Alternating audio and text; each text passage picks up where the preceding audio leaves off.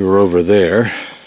Now we're going to Kimas. Interesting just because of the complexity of that door, which in its day must have represented a considerable artistic embellishment. This building doesn't use the thatch roof, nor does the roof come down as far as the thatch ones do. Evidently just moved over and they haven't had a chance to do anything with the inside yet. But this is the major achievement. There. In fact, there's several underneath the building. A lot of frogs around this area. At least there's lots of mosquitoes to eat. Look at the large planking, I think, on this building, at least on that part over there. Otherwise, they kind of look the same, don't they? Trees underneath there, see? It's supposed to rain today, but it's dropped dead gorgeous so far. Giving us the same name we saw when we were far away over to our left, beyond those buildings when we first entered from the forest.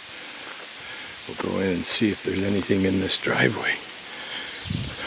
An old house with a couple of, I think those were machines, steam-operated machines for providing power for threshing, or maybe they were even tractors. Notice this one was for being pulled. The other one, I think, also for being pulled, but I can't be sure. Yeah, I'm guessing they were both for being pulled. What they were used for is a good question.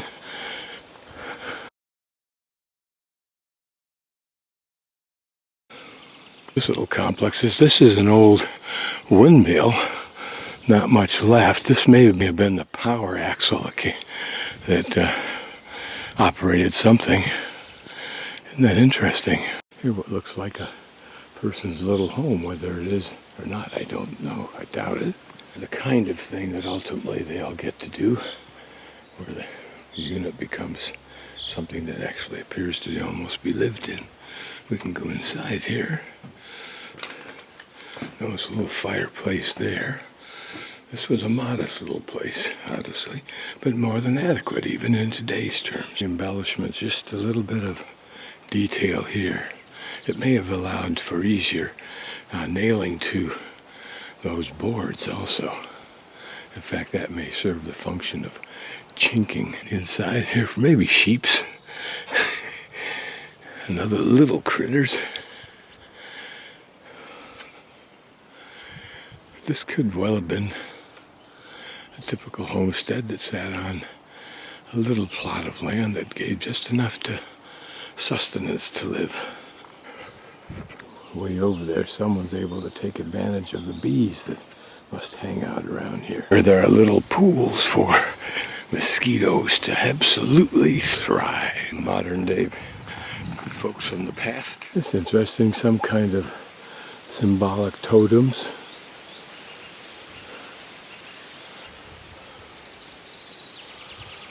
Looks rather new, 2005, I think. There's 1008 or something like that. Someday, when they've got most of the big heavy lifting done, they'll have time to make something like this start to work. Add a little more character to the place. You say Jim is exit.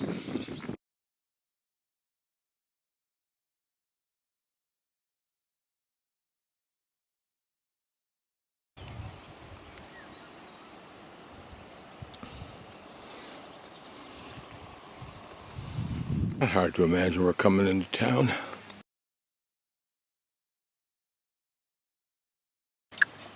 Not hard to imagine that we're coming into town.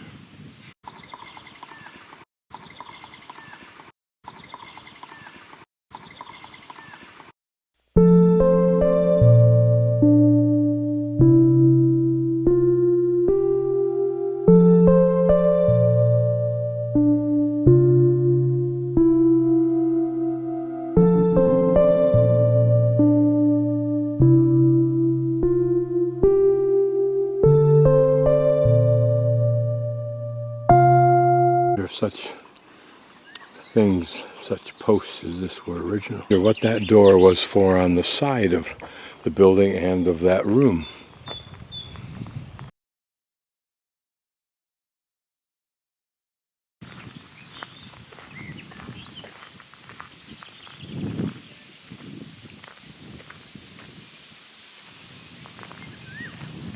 One come down, so we'll go up.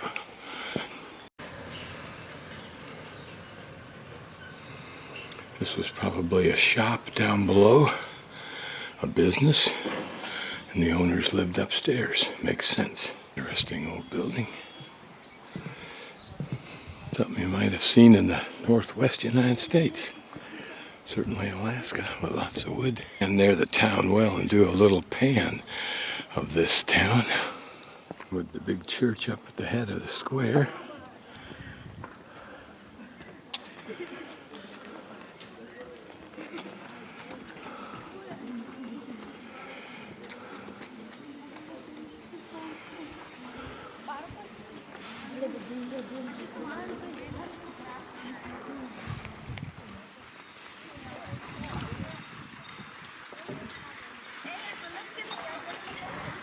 And then we'll cruise about and look what there is. It's interesting.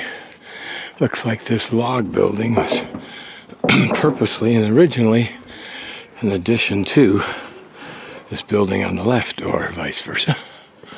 Stable for old carriages and farm wagons. Huh.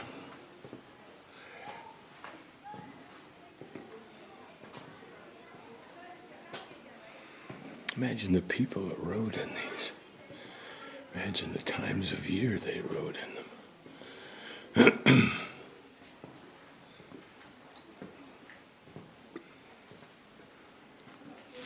Beautiful coach, eh? Of course, there were names for all of these. I think at this part right down in here, you would lift this away and put your feet down in there, and that protected you, and then you had a nice warm blanket and coat that you were wearing, and maybe even something here could fold down. Same thing with that for the man who rode the coach in the wintertime. Might somehow fit itself out in that for those flashier types, although it is a rougher looking construct. Examples of iron tools.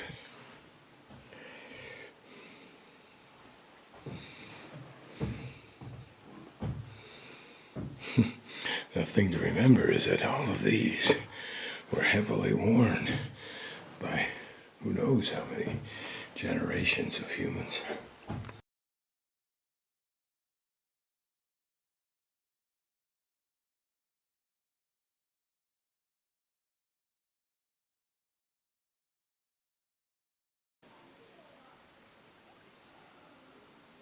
It's probably a device for holding a horse in position, if not holding a weak horse up to do some kind of medical treatment. Interesting, different kinds of horseshoes.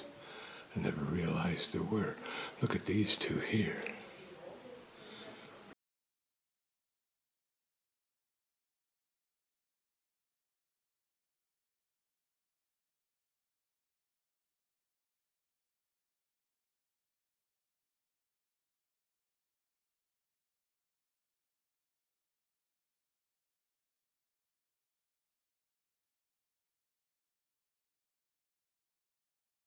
Looks like a church, but I'm not sure that it is.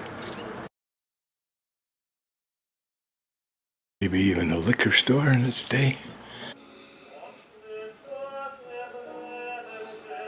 A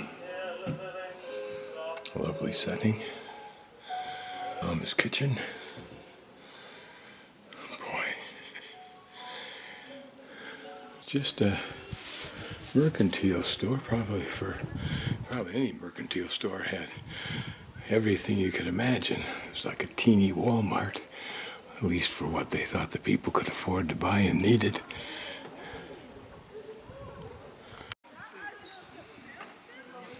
Well, they've left it so we can see the way it once was. Dirty desk, nice doorway, and then the secondary doorway to lock out the weather. Two-story building. This must have taken a lot of work to move over here in brick, or at least to build in brick.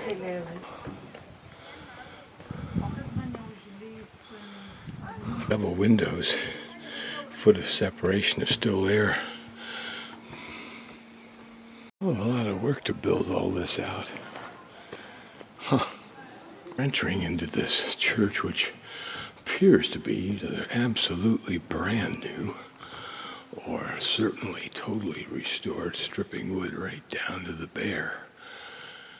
But it looks more than that, and it smells more than that.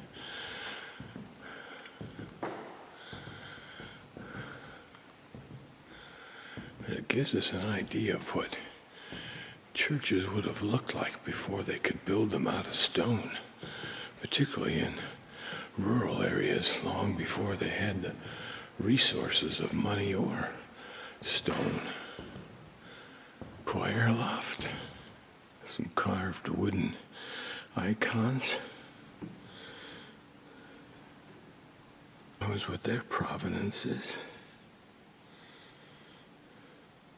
Examples of mini chapels, if you will, crosses that probably covered Europe during that period of time, on roads, crossroads, anywhere that people felt the need to have access.